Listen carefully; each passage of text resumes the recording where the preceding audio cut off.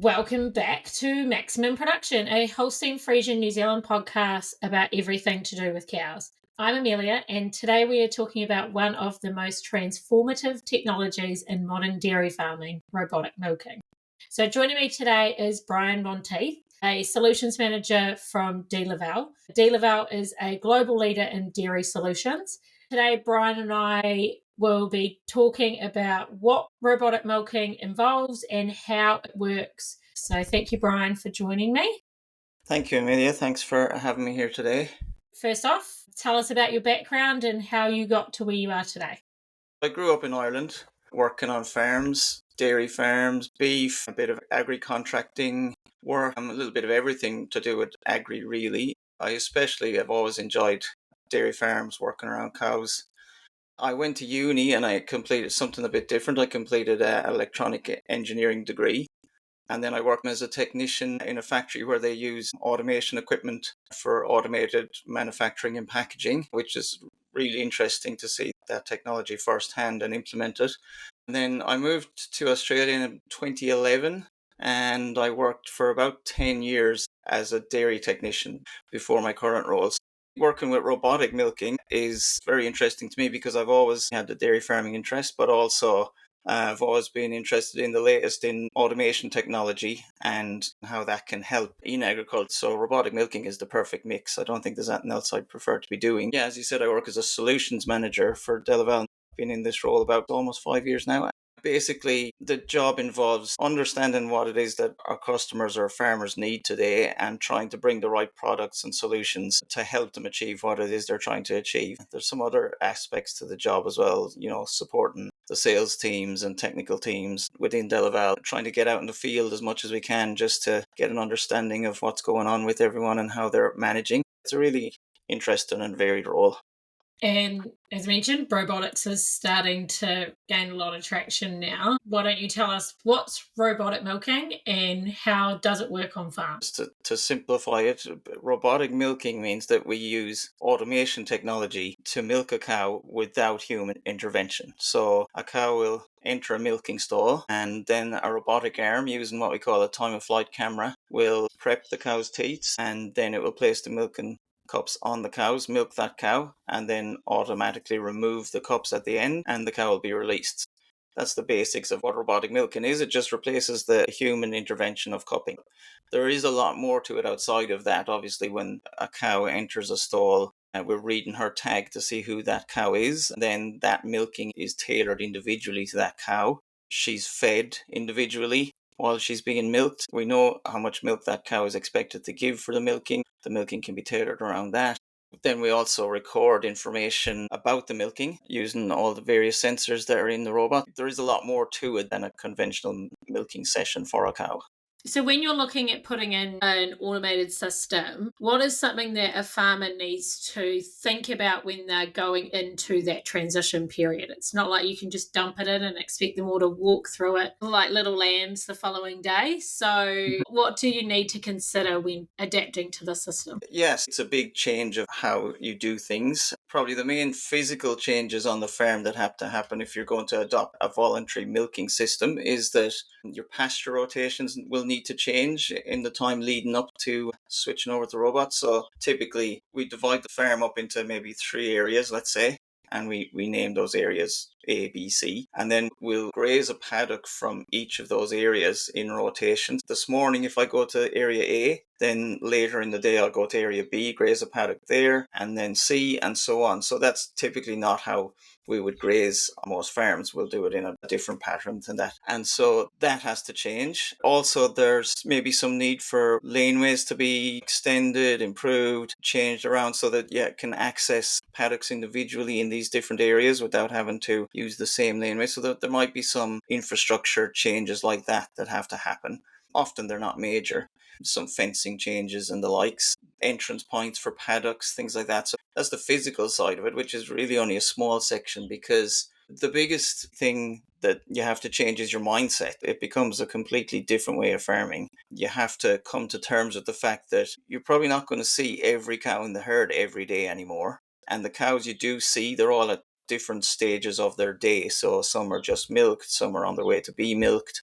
You have to come to terms with that and allow it to happen to get your head around different ways of managing the herd because, like I said, you might not see cows every day. If you're milking in your parlour, you're used to seeing every cow every day at every milking, twice a day. That's not how it is anymore. You may not be at the dairy when the cows you're looking for are at the dairy, so you have to start to get your head around using the software and the tools that are available to you to manage the herd instead of being as hands-on, and then using that data to make the right decisions and to give the right attention to the right cows. And then obviously you have to get your head around the new grazing patterns, cows trafficking by themselves. There are times when you have to intervene and fetch cows who haven't come for their milking and stuff, but for the most part you need to try and let them do their thing because too much involvement will upset the flow. So you need to just accept that the cows are making their decision now as to when they want to come and get milked, and you've got to work around that. Using the software to manage the cows, managing your pasture. Pasture management is generally the same, but your allocations are going to change a bit. And just being accepting that, sometimes a cow wants to walk up the laneway and stand there for a little while before she makes her way back to the paddock or whatever. And it's just a different way of farming. And are there common mistakes that farmers tend to make when undergoing this transition? I think that in the early days, when this technology was being first adapted in the 90s or late 90s, there was probably an assumption by early adopters that the robot was going to run my farm for me. That's not how it is. You're still milking cows. So the milking of the cow happens automatically, but you still got to manage your farm. And there's much more of a realization of that these days. That was certainly in the early days a trap that people fell into. As I've been saying already, the new methods are working. Right now, if you're conventional milking, you've got a very set schedule, a rigid schedule that you work to. You've got your morning milking, you've got all your different tasks that you do at the certain times of the day. I think that one of the biggest traps that new robot farmers can fall into is getting lost in their schedule or time management. And you really just have to keep a proper schedule. Just because you don't have to milk now, there's still obviously all those other tasks to do. So set yourself out a schedule of what you need to do every day and work out a routine and stick to it because it can be difficult to find your feet in this new management pattern. So you're talking about pasture management. Now, I would think a lot of people out there that hear robotics think barn systems. So they do work just as well on a pasture-based farm as it making sure that you split your farm up and making sure there's the allocation and that rotation versus when they're in a barn, it's a lot easier to set it up with that flow. We've got a member down in Southland that's got them set up in their barn and they go in one side and once they come out the robotic, they go into the other side of the barn and then they'll make their way around again. So I guess it's a bit easier with a barn system than a pasture base. Or is that wrong? I don't know if I'd say easier. Maybe it's a bit easier to picture how it works, possibly in the barn, and all the cows are close at hand in a barn. So maybe that just makes it a little bit easier to get your head around. But robotic milking on pasture, voluntary robotic milking on pasture definitely works. It's the majority of farms across Australia and New Zealand, that's how they're doing it. Ireland too, which is predominantly pasture based as well. And that's how they're doing it. And it works. And it'll work for the majority of farms too. I mean, unless you've got a very long, narrow farm where there's a lot of travel to be done down to the back of your farm, or, someone who has a roadway through their farm with no underpasses or something like that, those can cause a problem. But in general, it'll work on most farms. You just use your pasture as a motivator for the cows to visit the robots. So we'll allocate an amount of pasture. The cows will graze there, and then as they decide that they've eaten enough out of that paddock, they'll start to move back towards the robots because what they learn is that one, we can feed them some grain or concentrate or supplement in the robots, but two, after their milking, they'll be allocated a fresh break, and that's the reason why they'll come back to the shed. And what you find is that different cows will determine different times to leave the paddock. They'll decide that I've eaten enough here, I'm going to make my way back. And so the traffic tends to spread out over the day. We usually want at least 3 pasture breaks. People have more. It's not that every cow visits every pasture break every day. It just gives them more opportunities to travel.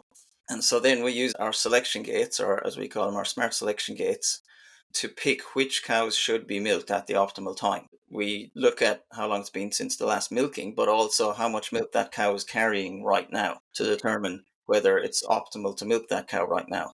The software always knows how much milk a cow is carrying based on her history. So we'll set our gates to the side that this cow is carrying, let's say, for example, 10 litres of milk. I'm happy for her to come in and be milked. Or maybe she's carrying less than 10 litres of milk, but it's been 12 hours since she was last milked, or 10 hours since she was last milked, whatever I'm comfortable with, then I'll allow her to come in. That's why we give different breaks during the day, just to motivate that traffic. If cows only visit 2 of those breaks in the day, then that's fine.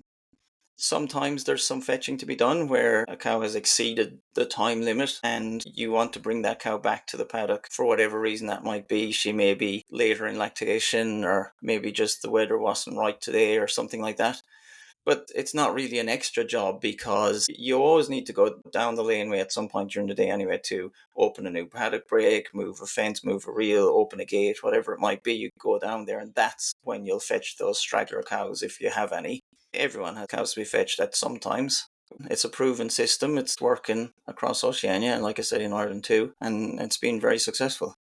So once you've brought it in and you've set all your farms up, so you've got your pasture breaks and that all ready to go, what is the best way to actually train the animals to walk through it? Because it can be quite a dark and daunting thing. Cows don't like change like that very much, and they don't like walking into dark places. So what's the best way to actually train them to get into the system? The very first thing is you have to train yourself to understand the basics of how the robot works and what it's doing, so that you can react properly when you're training your cows. We'll recommend that while you're still conventional milking, you've got your robots installed and you haven't made the switch yet, you put the cows through the robots a couple of times. You can guide them in there. The important thing is to be relaxed, stay calm, there's no rush, take your time. You don't want it to be a bad experience. You don't want to force the cows in there under duress or anything, but just let them take their time the first time, make their way through. They can have a feed while they're in there, and then do that again. So you might do that after a morning milking and after an evening milking, or maybe you decide just to do it after 2 evening milking leading up to the changeover. The cow understands that when I walk into this box, there will be an exit out the other side, so I'm not trapped. And so it is okay to go in there, and nothing bad happened, and I got a feed, and she's on her way. Don't spend 2 weeks of putting the cow in there every morning and evening, because if you overdo it, when it comes to milking, then you'll have a new problem in that the cow will say, this is my feed box where I come for a little quiet feed. Now what are you trying to do? So they'll be kicking and causing trouble because now you've introduced something new. So just a couple of times so they can get the feel. Maybe they muddy the robots up a little bit, and that's okay. It make the rest of the cows coming through more comfortable. Once you start your switch over to your robotic system, have enough people on hand.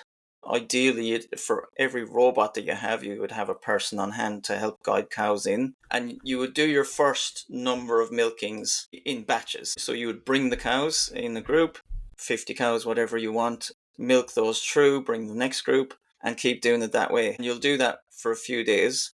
And then within a few days, generally, the cows will start to make their way back to the shed in the morning.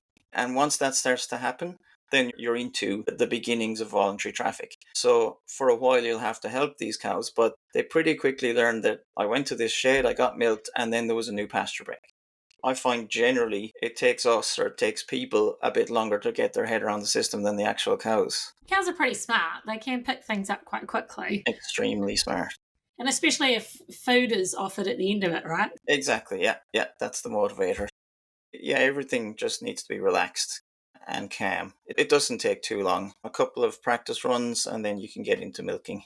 Just the words relaxed and calm and dairy farmers don't always go very well together. It's funny, if you visit an established robotic farm, I'm sure lots of people have seen herds that are robotic milked, especially farms that are established long enough that they don't have cows anymore that ever got milk. They're like a different animal, really. They are a very relaxed animal. They interact with people differently because obviously, people aren't constantly fetching them and pushing and pulling them and telling them where to go. So they have a different outlook on people, and they're a bit just more relaxed for sure. I guess having a different outlook on people can be a positive and a negative depending on what you're doing. But then again, just because you're not the one milking them doesn't necessarily mean you can't still drive through the paddock and have a look at them. You can still be handling your cows. It's just in a completely different and much more relaxed environment rather than it being always in the shed. You're stressed. It's stinking hot and the cows don't want to be in the shed, and neither do you. So It's much nicer to wander through them when they're in the paddock and they're sitting down and chewing their cuds. You still have interaction, obviously, with your cows because they'll need some attention, and it's the ones that need attention that you see more of. But you get to manage and handle and treat those cows in your own time now. Yeah, there's no rush. You talked a little bit about the robots being able to work out kind of how much milk and things like that the cows might have on them. So, what kind of data is the robot collecting and how is it used? Obviously, the first thing is once the cow enters a robot or a selection gate, her tag is read, and then that cow is identified as to which cow she is in the herd, and then she's treated accordingly. So if that cow is entering a gate, then a decision is made as to where that cow needs to be sent. For the robot, the milking will be tailored to that cow. We know how much milk she's going to have. We know how much feed she's due to get. So you can individually feed the cow. That cow will be fed while she's milking the allocated amount. We can tell whether the cow has her head up or down. So we don't dispense feed to a cow who's got her head up looking around because she's potentially then not going to have time to eat that feed during the milking. So we just dispense while she's down eating. Once the cow is cupped, we're looking at the milk flow, the flow speeds or letdown speed per quarter. We're looking at the milk quantity, her milk yield for the milking, and her milk yield per quarter. We're reading the conductivity of the milk and the blood content of the milk. When I say blood content, the sensors pick up, I think it's about 1,000 parts per million is what it can detect in milk, which the human eye would not detect that. Then that conductivity and blood readings, along with the flow and yield per quarter, goes to build what we call the MDI or mastitis detection index, which is a tool to pick up early on cases of mastitis that cows might be having. We measure how much feed we dispense to that cow during the milking so that we know how much she's then due for later in the day. We can cell count the milk, so we can analyze the milk for cell count. We can also read the progesterone levels in the milk. That does need extra equipment added to the robot, which isn't standard but is an optional extra. And then we can use that progesterone data to obviously detect heat, but also for pregnancy checking or to check cows that are not cycling or maybe cows that have reproductive problems. We can also use a body condition scoring camera to monitor the cow's body condition score. When you put all these things together, we can have a very good picture of that cow, her health and her productivity. The data can then be used to pick the cows that need help, need treatment, need looking at. If you're culling, it can tell you the right cows to cull and when, the best cows to breed, so on. A lot of data. Yeah, there's a lot of information there, but it's all relevant information that the farmers are trying to gain. Yep, it's all relevant, and then the system combines that data to give you the insights that you need to manage the right cows. Soon it's going to be doing my job too, and it'll start classifying the cows for you while they're standing in there.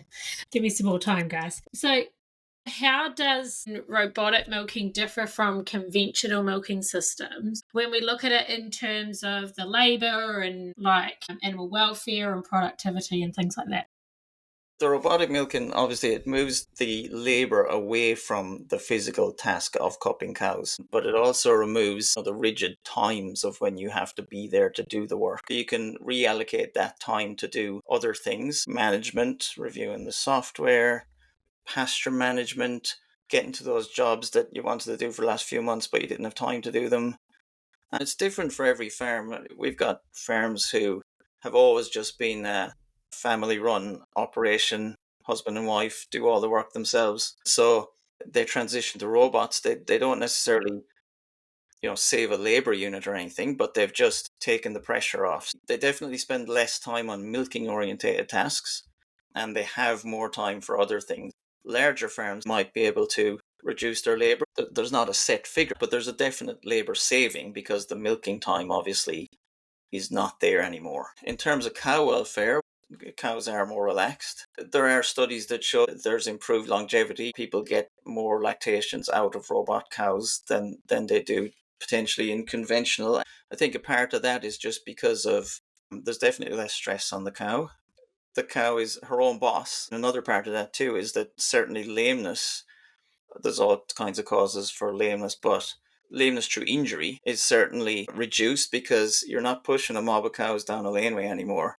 They're just walking single file on the laneways, and they're picking their steps, and they're walking where they want to walk at their own pace. The fact that we can use the data to pick up earlier on illnesses then as well does help with cow health, and that can help production because there's going to be less withholding of milk. The extra couple of lactations can help with your production. You're going to be able to milk cows an extra time per day without using any extra labor. And some cows are going to benefit from that and potentially see an increase in production. Udder health is definitely improved because one, we're pre-prepping the udder, so we're cleaning the teats, we're stimulating, so we get oxytocin, we get a good letdown. That means we're not blind milking the teats or bimodal milking. And then cup removal is per quarter, so you're never over milking a teat. You can milk with your conventional milking claw, and sure, there's milk coming still, but one or two of the teats could be finished already. That never happens in a robot. As soon as the threshold is met, the cup comes off. There's no over milking.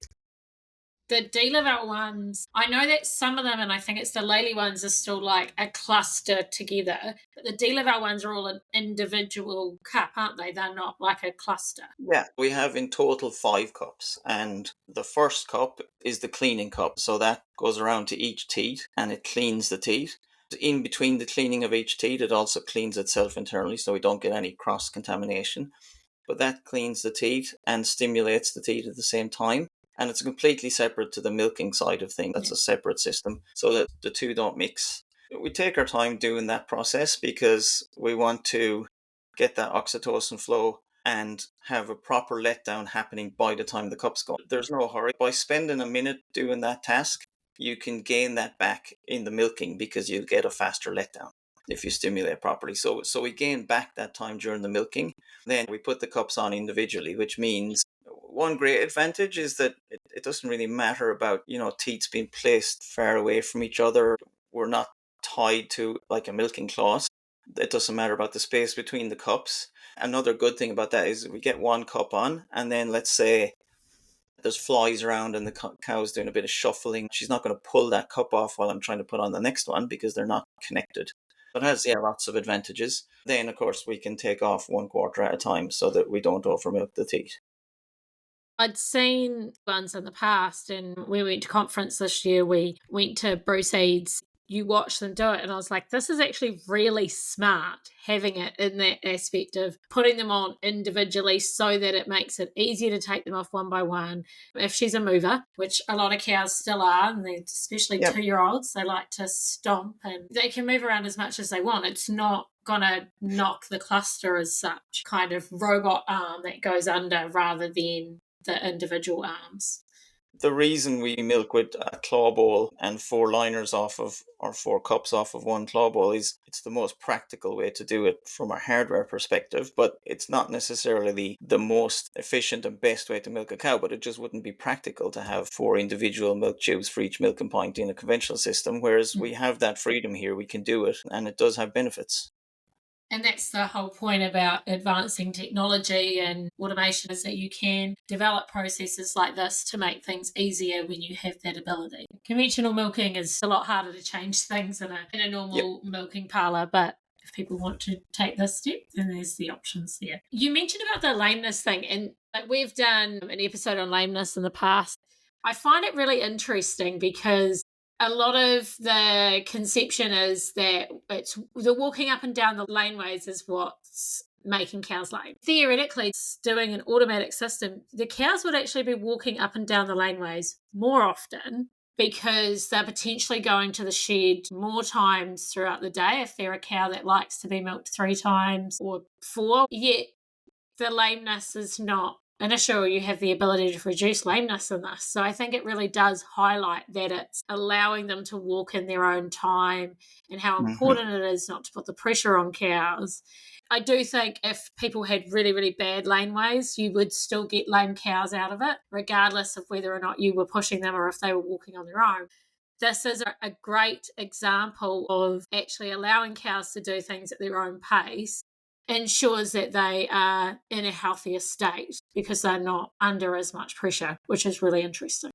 I did listen to your podcast on hoof health actually a few weeks ago. That was good. Yeah, like you're saying, there's lots of causes of lameness, and a lot of lameness does stem from an injury. And if you look at a robot farm and look at the laneways, and that's another advantage, is maintenance of laneways is reduced. So there's cow paths on the laneways. They're traveling single file in the same place every day because that's where they want to walk and at their own pace. Because they can pick their steps and they're not having to be pushed, they can reduce injuries themselves by not walking in the wrong place. Potentially some cows will travel more. In voluntary milking, we spread the milkings out over 24 hours of the day using our pasture breaks to motivate the traffic. Yes, a cow could walk to the dairy 3 times today, but in your conventional system, that cow will come to the dairy twice, but then she could stand on the concrete in the yard for an hour, 2 hours. It depends on how long it takes to get through the herd. Whereas because we're spreading the traffic out, you will see in this system that sure there's busy times or peak periods, but a lot of the time a cow could show up at the dairy, walk into the yard, avail of a free robot, and be on her way back to the paddock again within 15 minutes.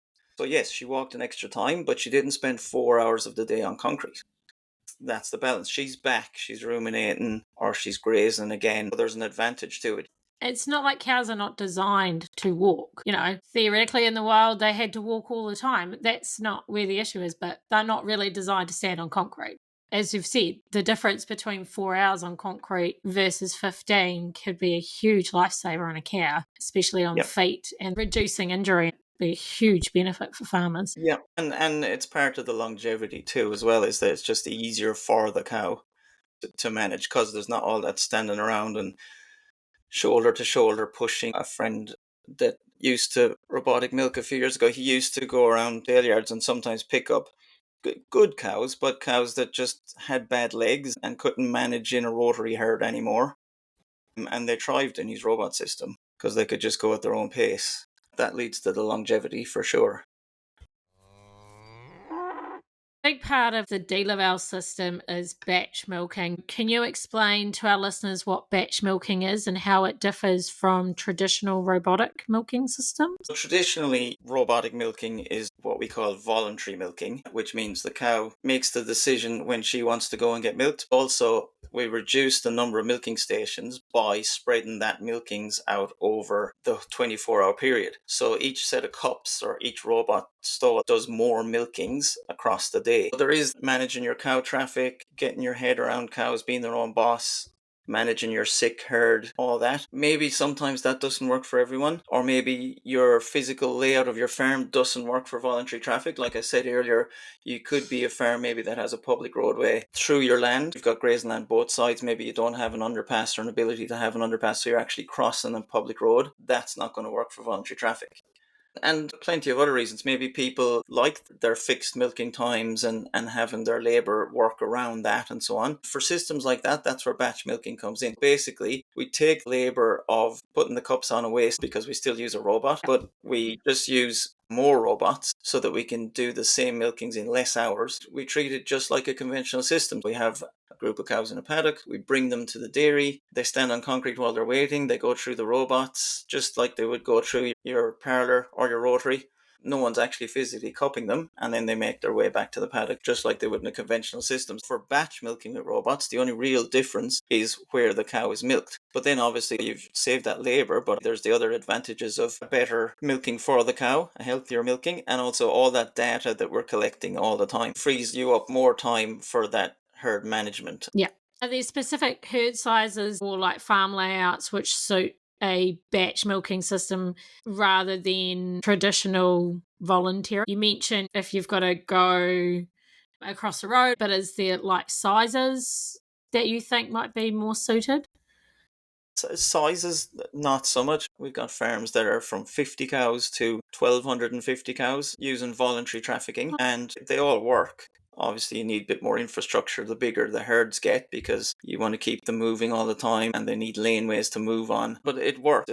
I don't think that the size is a limiting factor. It's probably going to be more about, to an extent, your farm layout, the geography, but also your own mindset as to what you're comfortable with. Do you want those cows trafficking around by themselves, or would you prefer to be in control of the rigid milking times? For maybe some housed systems, someone with deep bedding or a compost pack, batch milking could have advantages because it allows you to clear the whole herd out of that facility to then do whatever maintenance you need to do there, and while they're being milked, and then bring them back again. Whereas, that's a bit not impossible, but a bit trickier in a voluntary system because there's always cows at different stages of their day. Maybe that's where a batch system could be useful, but generally the decision does come down to the farmer themselves and what they're comfortable with. How many robots would be recommended for, say, a 500 cow herd? If you wanted to do a voluntary system and you've got a 500 cow herd, how many robots would you suggest putting in for that size? There's not a set number exactly. We have robots doing 3,500 litres of milk a day per stall. They'll comfortably do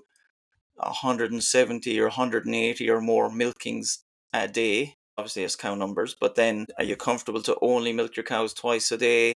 Are you going to let maybe some milk 3 times a day? You hear people talking about 2.5 times a day milking. As a herd average, that means that some cows milked twice, some 3 times, but you'll have cows that people say are milking 2.5 times a day, which basically means that over 2 days she got 5 milkings in.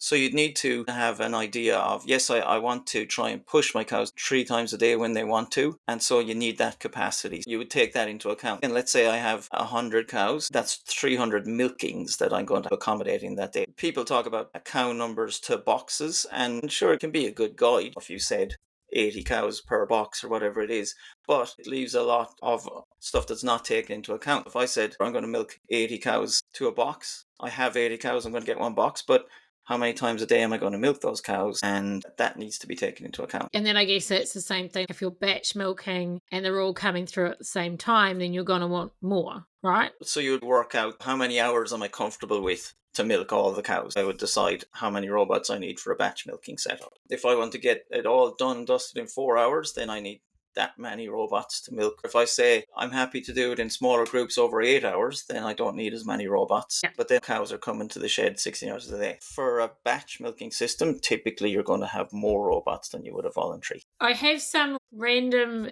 questions that I've just been jotting down as we've been going through this. So I reckon there are misconceptions from like when robots were kind of first introduced. I just think it'd be good for you to kind of clear a few of them up. So water troughs. So one of the misconceptions that I heard, this was years ago, was people used to remove all the water troughs. So the only way that the cows could get water was to go through the shed, and that's how they trained them. No, don't use water as a tool to make cows traffic. Water should be available to cows everywhere. If you have your waiting yard, you don't know how long your cows are going to be in there. There needs to be water available. And when they leave the dairy, there needs to be water available. If you have a draft area where you hold cows while you're waiting to treat them, they need to have water. So no, water should not be used for that purpose at all. Cool.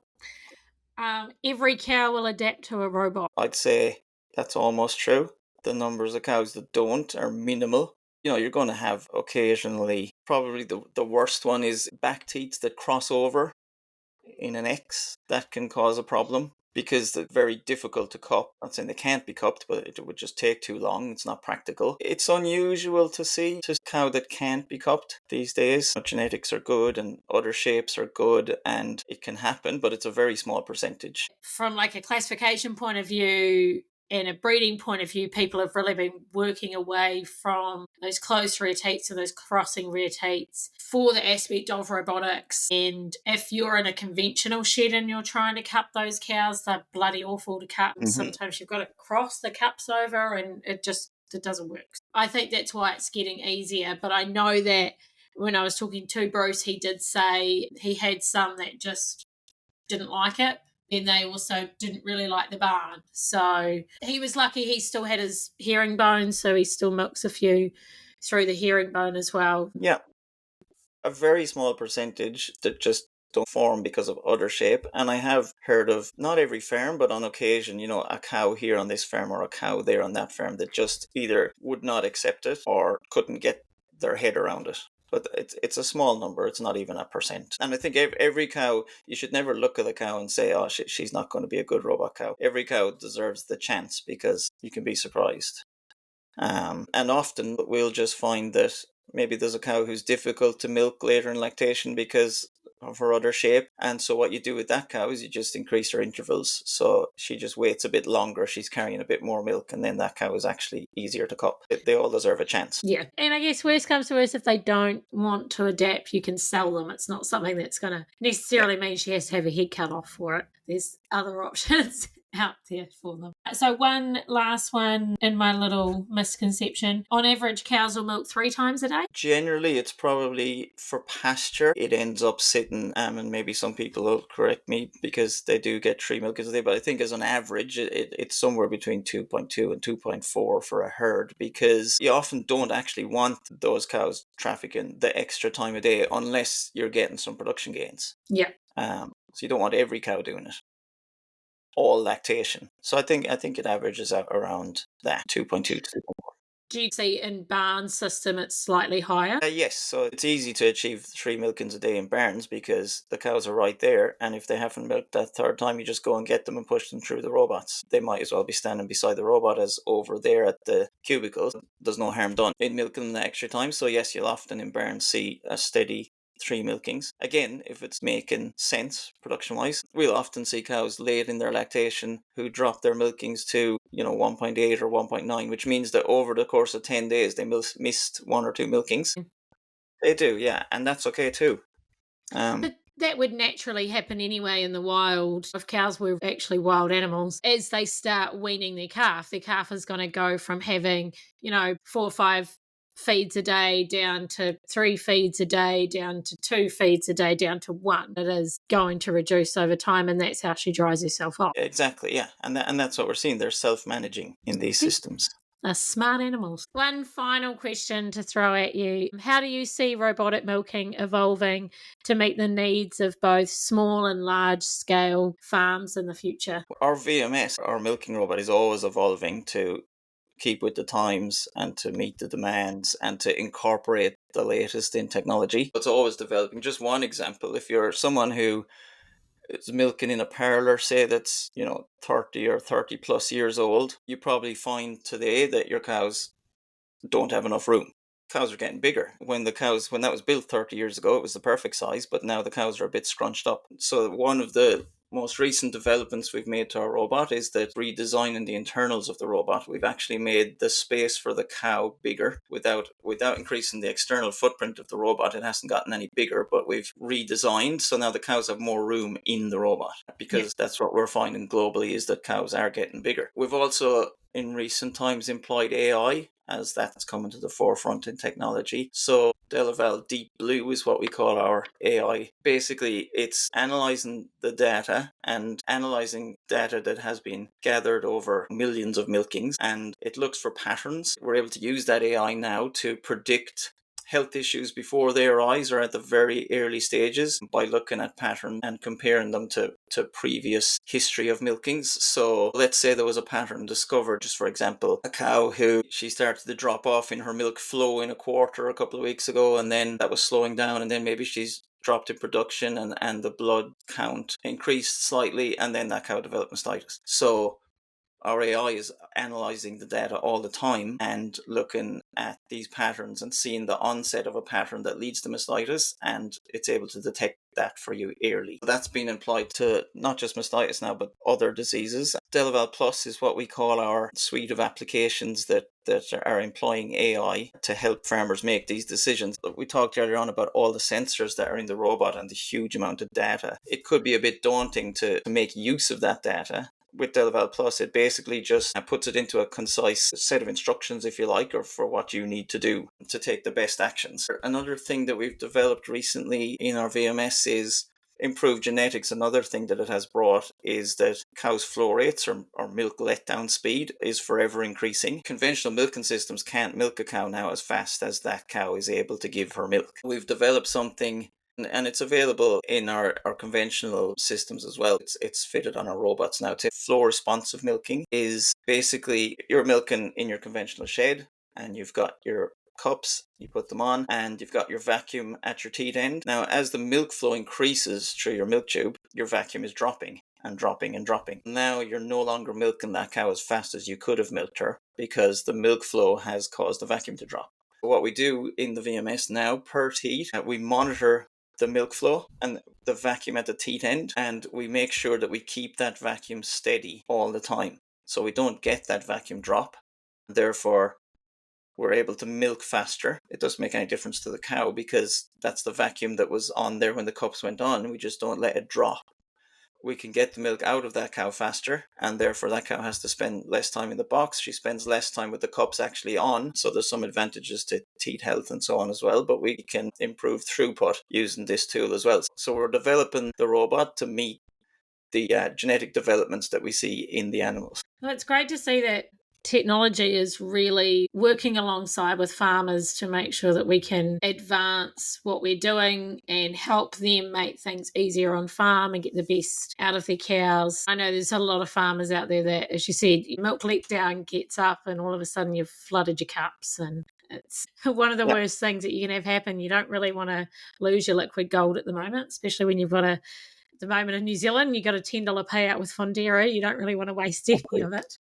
I think it's forever developing and improving as new technology becomes available. Like I said, as genetics improve. And of course, the focus now everywhere is on doing more with less. So that's what we're aiming for. The one thing that I really liked was when you mentioned at the start about the progesterone levels. I think that's going to be a huge thing for farmers. Being able to pick up pregnant cows without having to do invasive scanning and stuff is really important. Yeah. The amount of people that are doing milk testing now for pregnancy scanning and by able to do it through your robots, it's huge. And a huge saving because it's not cheap to get your cows scanned. No, certainly. There's that and the time to do it. The time you might spend on heat detection and then how accurate your heat detection is, whereas progesterone doesn't lie. It's accurate. So you get very good quality data and not just detecting your heats, but benefits to go with it, like the pregnancy testing, without having to be at all invasive to the cow.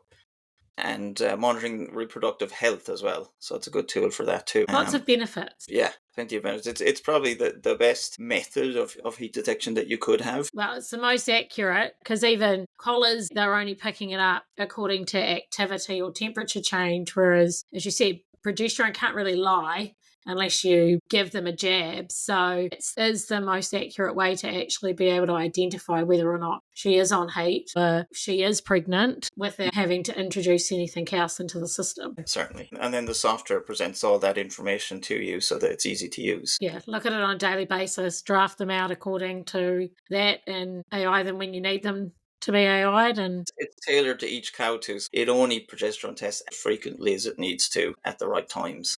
So there's no waste. So during this time of the year, you'd be using it so that you can pick out your bulling cows, and then you'd be using it in around about December, January to make sure that they are in calf. And hoping that they calf down on time. I don't want to hold you up any longer, Brian, but thank you so much for joining me today and talking about robotic milking and how robots are changing the world of dairy farming. Also, a huge thank you to Delaval for being part of the episode. Delaval are also a long-time sponsor of the Holstein Friesian All New Zealand photo competition. We appreciate your support. If you're keen to learn more about robotic milking machines or what Delaval has to offer, you can check it out on their website, which will be all linked in our show notes like we normally do. And if you've got any questions about today's episode or any ideas for future episodes, reach out via our website, Facebook or Instagram. And if you have any questions about today, feel free to let me know and I can pass them on to Brian for you as well. I'm sure he would be happy to ask them. Thanks for listening. I will be back next month with a new guest and a new topic. Until then, happy farming. Bye.